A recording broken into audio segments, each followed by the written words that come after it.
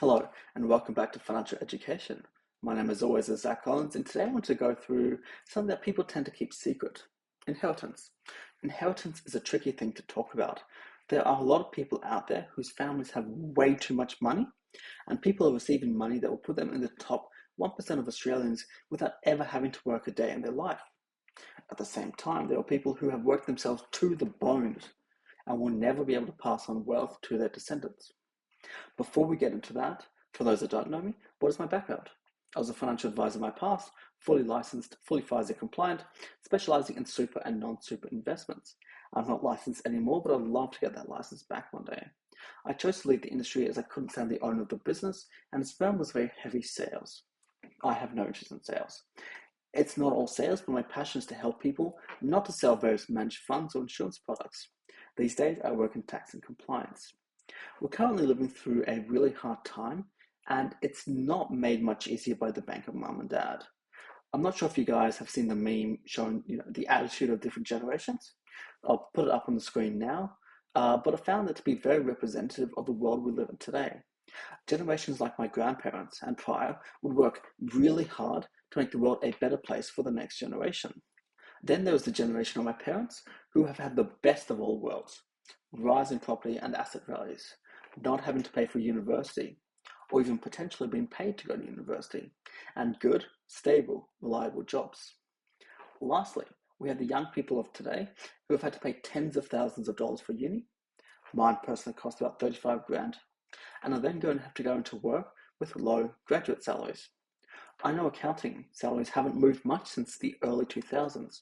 I see people talking online about getting jobs in the early noughties for the same amount that I was offered in 2020. Along with rising uni costs and stagnant wages, there's also the contention that property prices double every 10 years or so, making it even further and further out of reach for people like myself who have no family to help. I've talked about living in Canberra a lot because that is where I grew up, and it's the market that I know. I personally will never be able to afford a house in Canberra. My parents bought in an affluent suburb and they made bank. It's upsetting to know that not only will I never be able to afford to live in that same suburb, despite the fact that my wife and I earn, the same income combined as my parents do, but I can't even afford a house on the outer suburbs. With this in mind, I've personally had to buy a house further out. My commute to work is around an hour, and I live in a different state to where I work. Actually, until recently, my commute was more like 90 minutes each way, as I had to do a little dog leg detour to drop off my son at daycare. He's got a new daycare routine, thankfully, and I've been able to drop that back to about an hour each way. Woohoo! We had to move out here in order to keep the same quality of life for my son that I grew up with while actually being able to afford it. What does this all have to do with inheritance? Well, getting to that now. I have not been fortunate enough to have the support of the bank of mum and dad that a lot of young buyers in Sydney and Melbourne do with their multi-million dollar early inheritances. However, I'm a lot more fortunate than those I described earlier that will never get an inheritance. I'm not sure on the amount, however, I can pretty much guarantee that I will be receiving an amount that will be life-changing to many. I won't, however, be getting any of this when it's going to be useful. As I've said, I've bought this property I live in completely on my own back.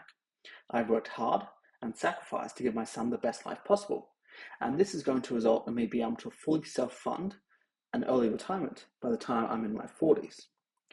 I'll probably keep working a little longer as I really enjoy my job at the moment, but it doesn't change that I won't be working because I need the income.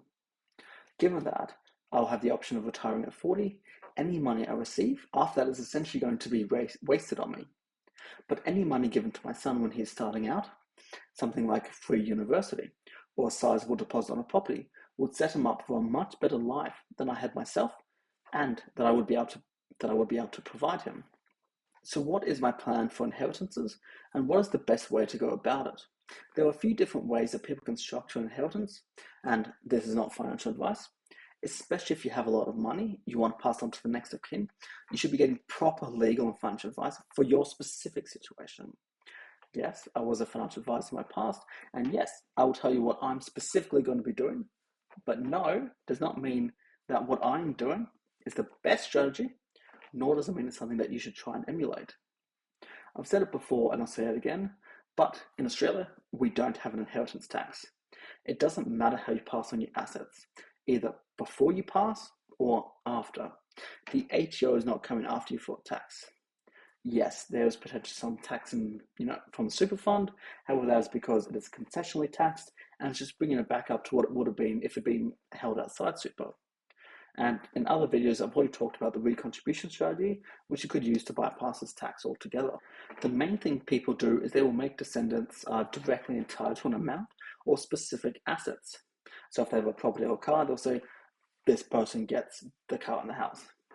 This is a super easy and simple way to pass on their assets. If it turns out that the person doesn't really want the Honda or the rundown investment property, they can always sell the assets and take the cash, use it however they want. While we have no inheritance tax for appreciating assets like property, you will inherit the assets cost base on the day of death. You do have up to 2 years to sell it and not have to pay capital gains tax. However, if you sell after more than 2 years after the prior owner's passing, you'll have to pay CGT on that profit. Instead of giving assets, what people can do is just pass on cash. In this scenario, instead of you receiving the title of the assets and then on selling, the estate is the one that sells the assets and they just pass on the proceeds. Another way is to create a trust over the assets and make the descendants beneficiaries of the assets, but they're not actually the owners of those assets. Why would you do that? If you don't want the assets to be sold, but you want the beneficiaries to get the benefit and an income from it, this is one way to do it. Maybe you don't trust them. You think they'll sell everything and then we'll go down and blow it all at the pub, buy rounds for strangers, or spend on the pokies. Doing it this way, they will be receiving income at least once a year, which they can then use to splurge and to increase their quality of life. But because they don't have control over the assets themselves, they can't waste it away. Now, obviously, someone needs to look after the assets, so there will need to be a trustee. That can be someone in the family group or can be a private trustee services. There have been a lot of issues in the media about these sort of services, but obviously someone needs to do it. And if you can't trust your family, there's not really any other option than a professional trustee. The final option I'll be talking about today is what I personally plan on doing, and that is starting up a company to use for investing. As I've said before in other videos, companies are their own legal entities. They are not linked directly to you. You can pass away, but that doesn't mean the company needs to be dissolved. With this strategy, the company will own all the important assets, all my shares in ETFs, and if I decide I want some property in my portfolio, maybe some investment properties. Currently, I'm not a fan of that asset class, but we'll see what happens over the next few decades. Anyway, as I was saying, all assets are owned by the company. When I pass, the shares will be passed on to my son. He will then have control of the company, and he'll be able to buy and sell and make changes within the company.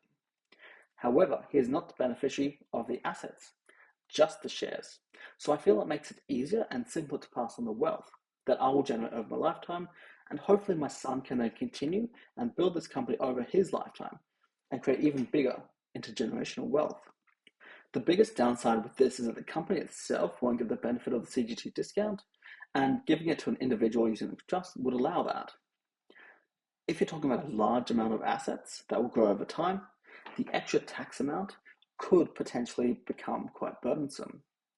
There is one way to get around that tax, and that is by never selling.